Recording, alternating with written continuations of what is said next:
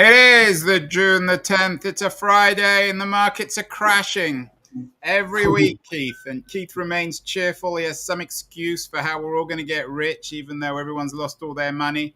What's your excuse this week, Keith? Well, we got to put the word public before markets. So this week I'm talking about the surge in private wealth growth, which is happening whilst the public markets are shrinking. There's a lot of trends this week that are covered in the newsletter. You may not agree that there's Well, anything to no, be but happy. let's be clear. What exactly does that mean? So, all the markets are down, the stock market's down. How can private wealth be growing? Well, private wealth is made up of a whole bunch of stuff, right? It's things like government or company bonds, Yeah. it's property, but it's also investments in startups and venture capital. It's private equity, which does buyouts. Most of these things are, the secret that only rich people know about because the rules are that in order to qualify to do most of them, you have to be what's called an accredited investor.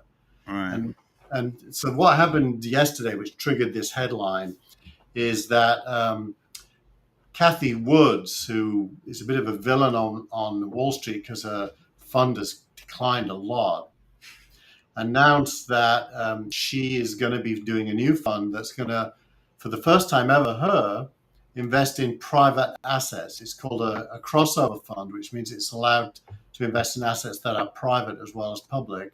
And alongside of that, UBS advised family offices to increase their what's called alternative allocations, which is another way of saying private assets as well.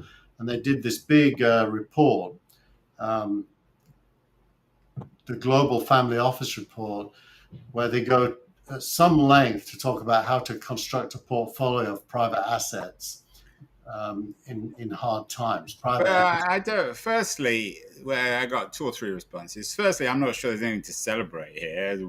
Wealthy, very wealthy people getting even wealthier, so that's not something we should be particularly thrilled with. Firstly, but secondly, my guess is where you're going here is that rather than investing in the public markets, these people are investing in private markets, so they're getting into the venture business and the investment business, especially in tech. But these valuations now are so inaccurate. How are you determining what private wealth is? Well, you really have to drill down. I do that in the editorial. I talk a lot about some stuff we talked about last week, which is private investing is made up of lots of subsectors, and they're not all the same. So you can lose your hat if you think that investing in startups is a good idea in general. But if you start to peel the onion and start to look inside, like with everything, there is excellence at work amidst chaos. And the excellence is, I run this thing called the GP Rank 100, which measures the top seed investors. And they've slowed down, but there's still, more than 1,600 companies did an early stage round this year so far. Yeah. And if you add it all together, it's about $15 billion. And if you then go on to B rounds and add that together, it's roughly 400 companies. And the total amount invested is, again, it's about $15 billion.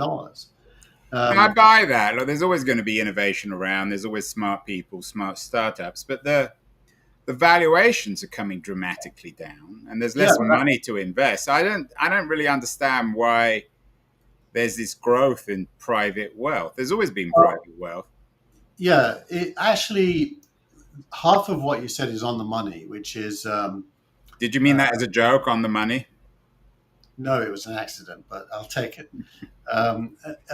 So the bit that isn't quite right is that private wealth has been always there. Because what happened and this is unusual, so you're mostly right, but in 2020 and 2021, the public markets came back to life after years of not being very attractive, and suddenly the rate of growth of newly IPO companies rocketed.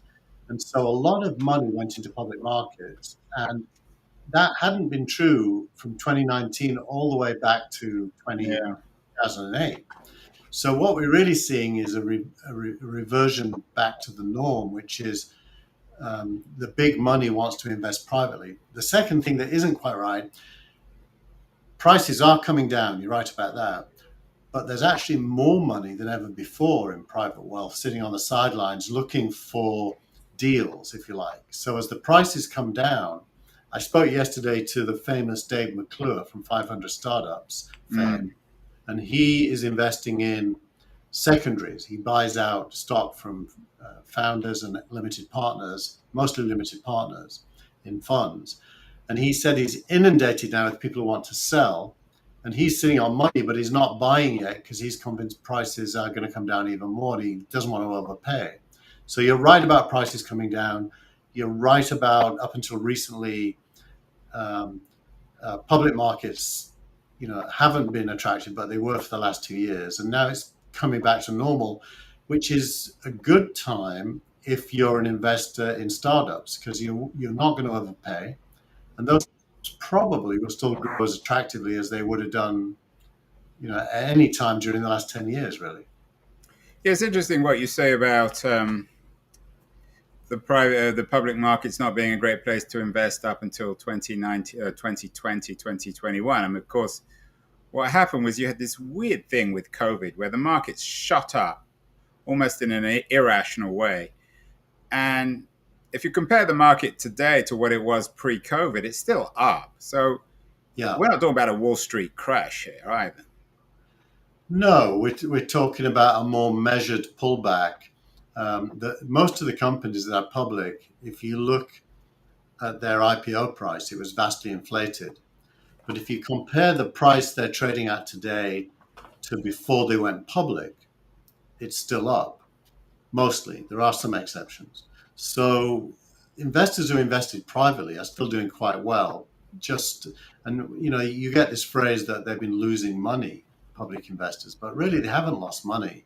They've lost fake money that wasn't real in the first place, but they're Well, still they making. have. It depends when they invested. I mean, they've lost money if they bought shares at the beginning of the year. They haven't lost money if they bought shares in 2019. It's just Yeah, exactly. But you know who mostly bought shares in the last 2 years?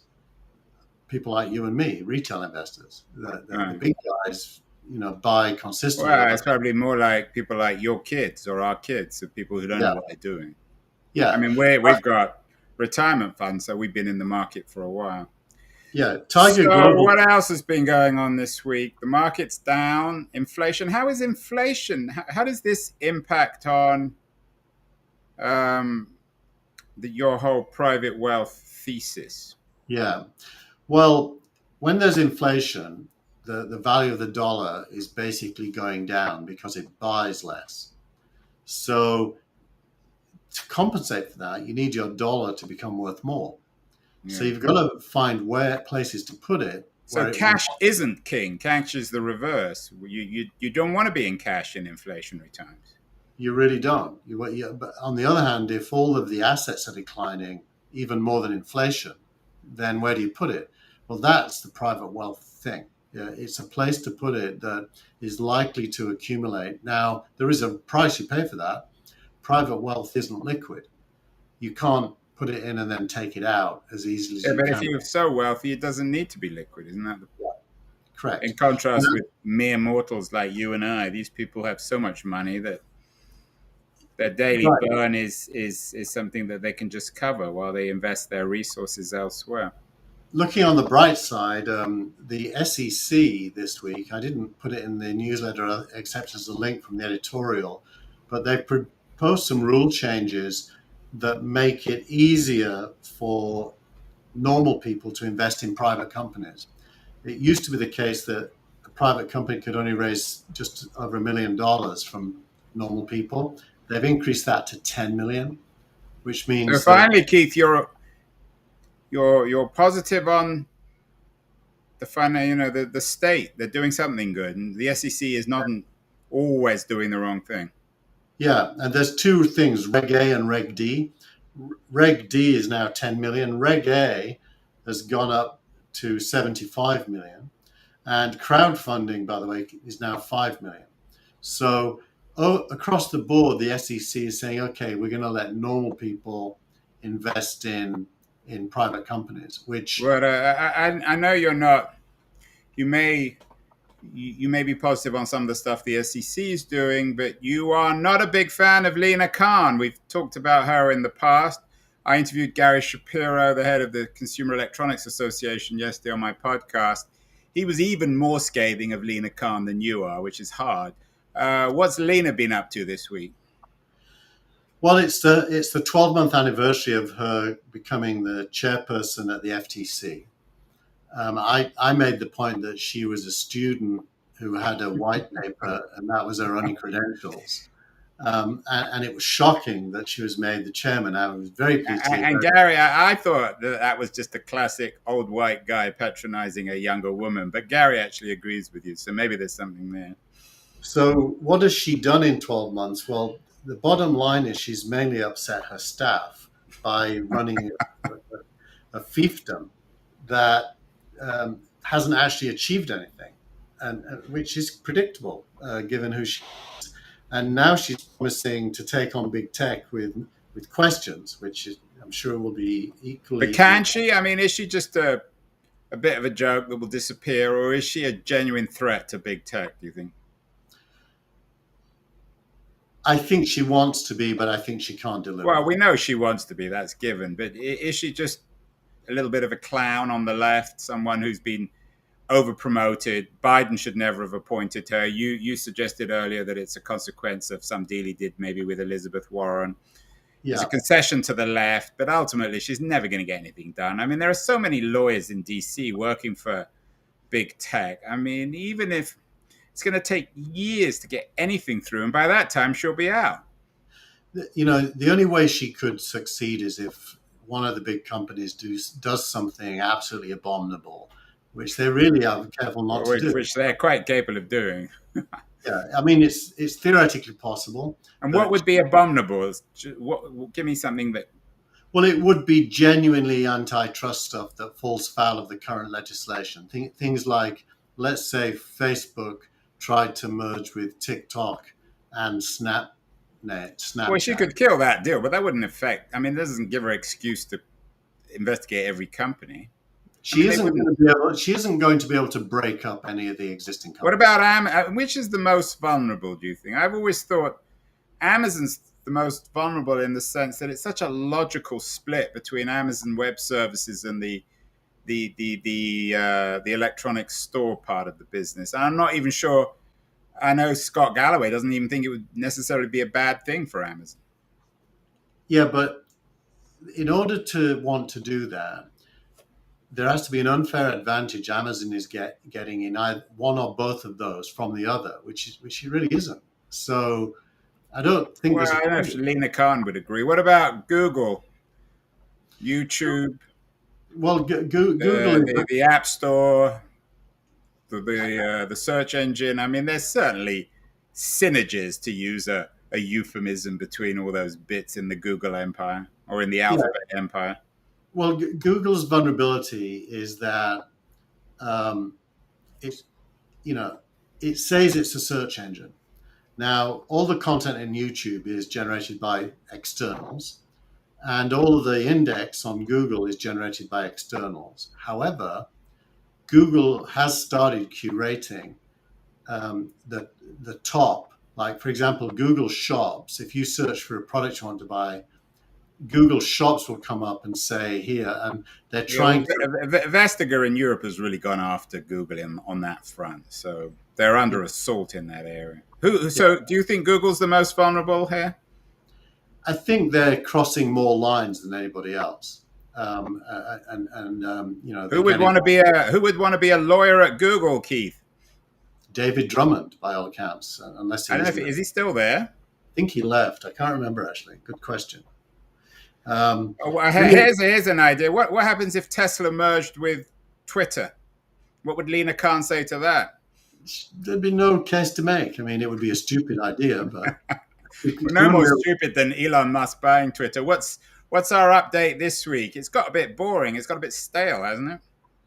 Well, it had got stale. We haven't talked about it for a couple of weeks now, but Elon doubled down on his threat to pull out of the deal unless he gets to know how many bots there are compared to humans. There was a news piece this week that 62% of internet traffic is bots, not humans. So And Twitter, you're a bot man, Keith. I don't mean to be vulgar, but you actually don't think bots are such a bad thing. well, you have to get into the detail of this. Lots of different kinds of bots. For example, I have a bot that every time I save an article I've read on Feedly, it gets posted to Telegram and to Twitter by a service called IFTTT, and that's a bot. But I programmed it and I want it to do that, and that's not the same as, let's say, a government bot trying to spam you with false information about somebody they don't like. Right. So I think there's bots and there's bots, But and what is? I had Vivek Wadhwa on my Keen On podcast yesterday. He says, and I don't know why he's saying this. He says that Musk has just become a junkie and has lost any sense of reason. What is happening with Musk? He's not a good advertisement for our industry, is he, Keith? well, look, He's a he's smart guy, but he clearly is childish and yeah, ridiculous on so many levels. he's like a playful public school boy. He probably, I don't know if he went to a public school, but he's like a playful public school So boy. he's Boris Johnson of tech. Yeah, or Private Eye, which you'll be familiar with. Our listeners in America won't know Private Eye, but it's like an anarchist, offbeat humor, um, you know, practical joke kind of magazine. And he's one of those, and he can be very funny, or he can be very profane in a not funny way, or he can be profound, and he can also be shallow. He's got all of that going on. When you really assess him, he's still a massive plus for the human race. I mean, you can't deny that. So, I think he may be a plus for the human race. I'm not sure he's a massive plus for the tech industry. He gives it a he's not a good advertisement. He clearly doesn't. I mean, if you compare him, say, to Steve Jobs, everybody knows Steve Jobs was a very unpleasant man privately.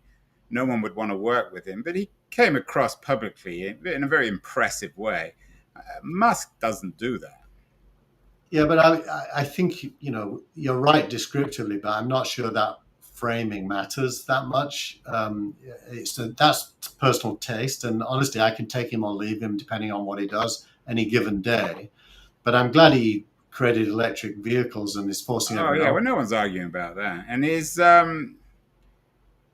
Tesla and this stuff on the failure of their self-driving algorithm, is this something to worry about, do you think, for Yeah, Tesla owners and investors? yeah, yeah. I mean, there's a quite a deep philosophical debate there between what's called lidar or lidar, depending on whether you're British or American, and computer vision.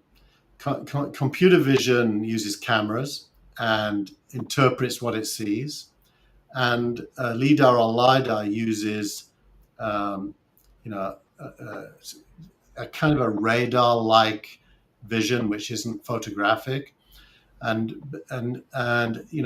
there's an intense debate whether either one or the other can ever work, and Tesla's on one side of that, and I think it mostly works. I mean, I I've You got don't a even have a Tesla. You got every other electric car. How many cars have you got now?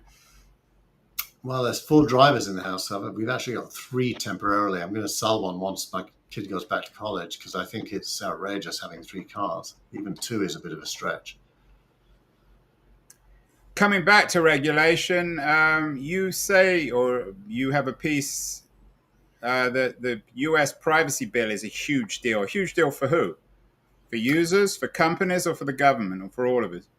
Well, this is coming from a source that you would I really recommend called Protocol, and it's a long essay. It should really have been part of Essay of the Week, and it's only a draft bill, but it's basically you know it's going to make it almost impossible to run a social network if it's enacted. Um, it gets rid of the collection of data. It gives us all access to our data, which most of us won't ever take. It prohibits companies from serving targeted ads to under 16s. Um, it, it insists on an annual civil rights assessment of algorithms, which is probably impractical. Um, so, uh, you And know, this is a US bill. it's a US bill, but it seems to borrow heavily from what's been going on in Europe. There's another article this week called that talks about that.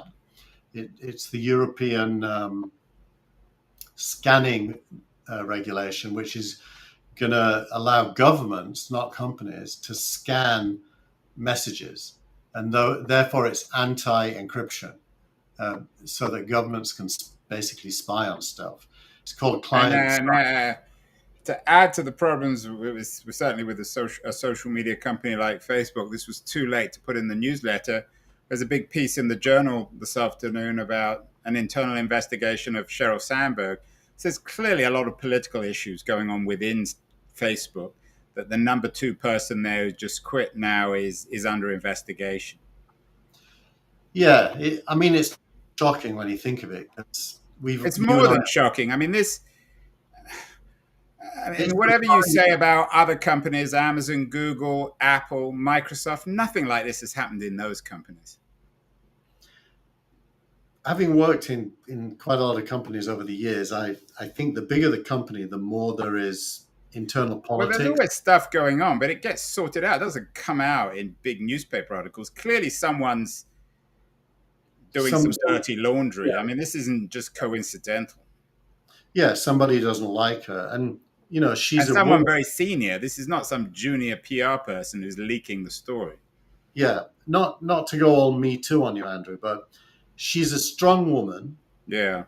I Strong agree woman. with. I know. I you don't need to go Me Too or with me. I agree. I think if she was a male, this would probably wouldn't have happened. Yeah. So I think it's hard for strong women because people don't like it, especially men, and they go after her. And okay, she definitely is flawed in ways that come out through this story. But I don't know. I think many people are flawed. So I think she's probably getting special attention. You know, but on the other hand, you really don't know, so you don't want to throw stones where you don't have the full facts yet. So let's wait Be and see. interesting. So you said that one of the pieces should have been in the essay of the week and wasn't because there's two major essays of the week this week. One, the deck that changed my life, and the second about China's rich kids. Both very interesting pieces. We'll begin with the deck that changed my life.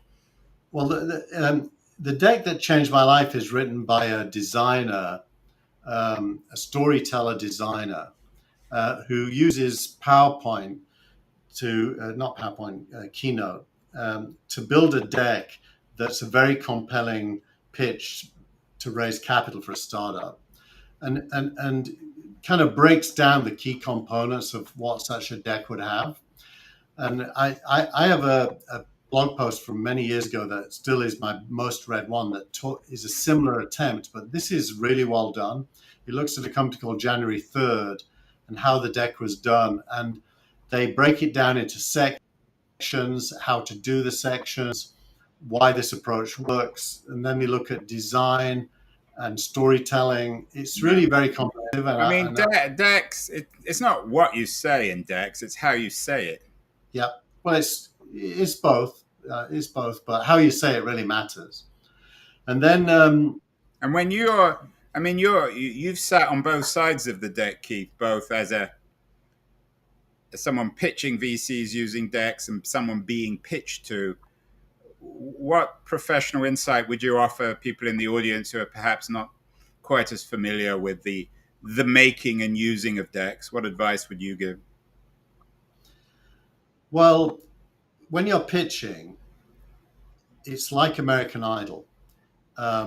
You have to Or you stand want it out. to be like well, I guess you want it to be a successful version of ML. To be successful, you have to stand out from the other seven pitches that person's seen that day. And that is a combination of what you do and how you tell the story of what you do, and who you are and how you present it.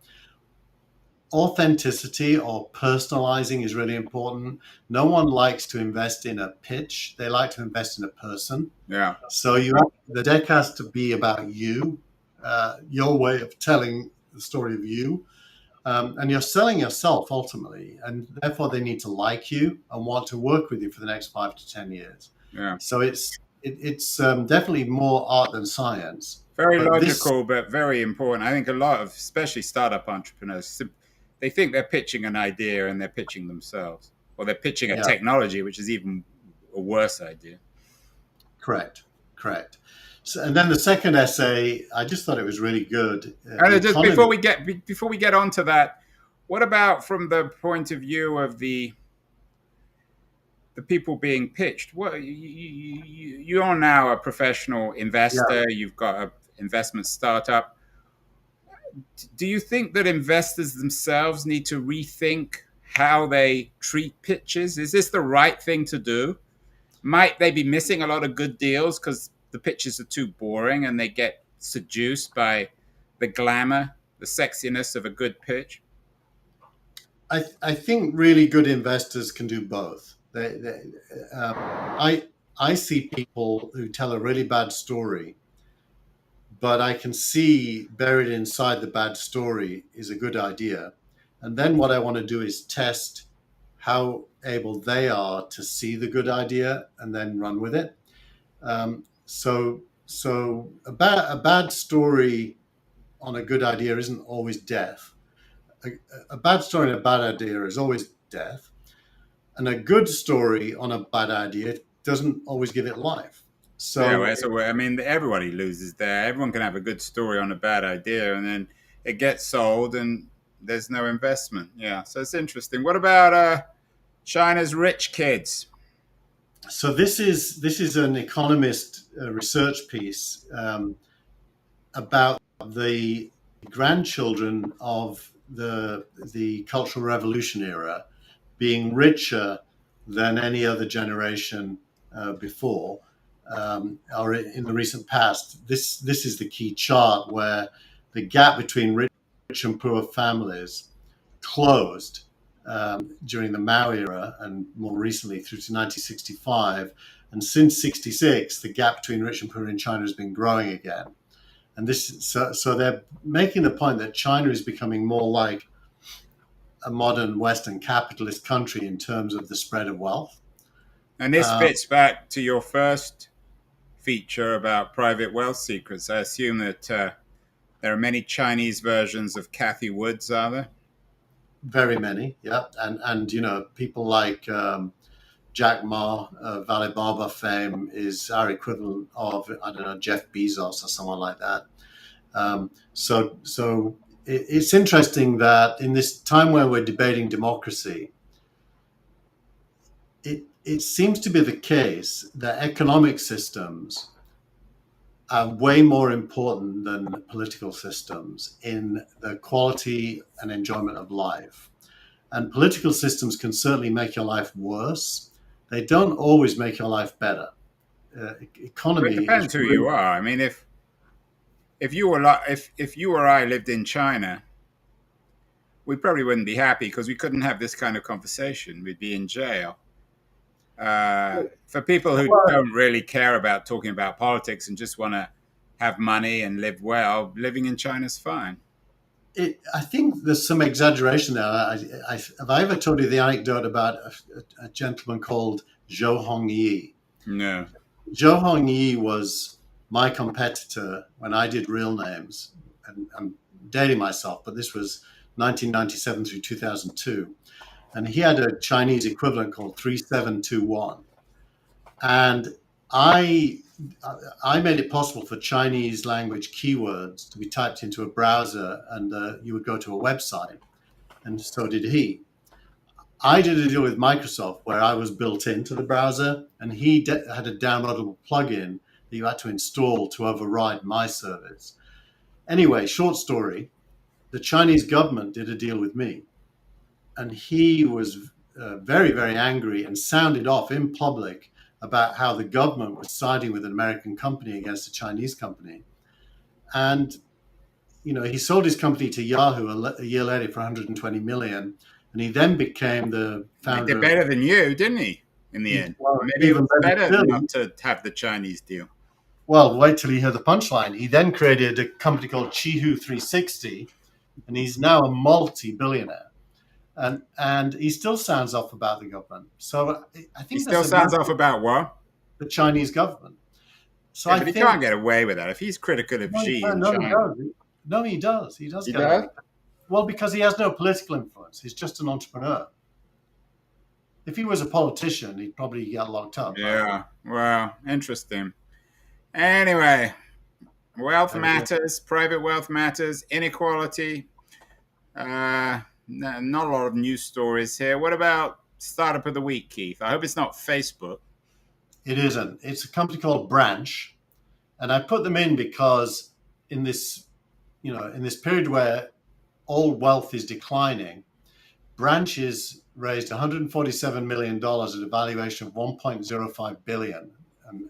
So clearly, private wealth is still available, and it's an insurance company um, in the fintech space trying to undermine traditional insurance There companies. was a So big piece. I don't know if it was in the FT or the Journal this week about how these insurance startups are getting really badly hit. I don't know whether this is one of them. I think it's a signal. Weatherford Capital, which is a family-owned private investment firm, led the round, and it was also backed by American Family Ventures, families doing private, and a whole bunch of others. So, Do these private family firms, and you know the metrics here as well as anyone, do they tend to be more successful than the typical venture capitalist or the hedge fund? they're different. They're starting to compete. I mean, what's really happened is traditional venture, when it tries to invest in a company, now has competition from private equity and family offices and all kinds of other investors. And so they don't have a free playing field, which is why it's so important to do the seed stage and build relationships with the founders and be valued by the founders, because that guarantees your ability to keep playing the game with them against all of these Well, competitors. my advice to VCs, family investments, hedge funds, give all your money to Keith because maybe then he'll give me some. Well, I Finally, Keith, tweet of the week, my favorite one. What is the tweet of the week this week? The tweet of the week is from a fellow Brit, Andrew. His name is Matt Clifford, and he's one of the founders of a fund called Entrepreneur First. Yeah. Very unusual fund. What they do is they run programs for smart people who don't have company ideas. And in the program, they come up with ideas and then they team up. They start as individuals, but they make teams. Reid Hoffman invested in them a couple of years ago and he's on the board. Mm. And they just announced that they just returned 17 times cash It's a to the really good investors. idea because often the people, the smartest, the most effective people don't have these original light bulb ideas, but they can run companies. Correct. So they just announced 17 times cash on cash to the 2013 investors. So that's 8 years ago. And that I put it in because it's great evidence of this private wealth opportunity if you're a long term player. If you're tactical and short term, you wouldn't have the patience for it. Well, what did Keynes say about the long term, Keith? We're all dead.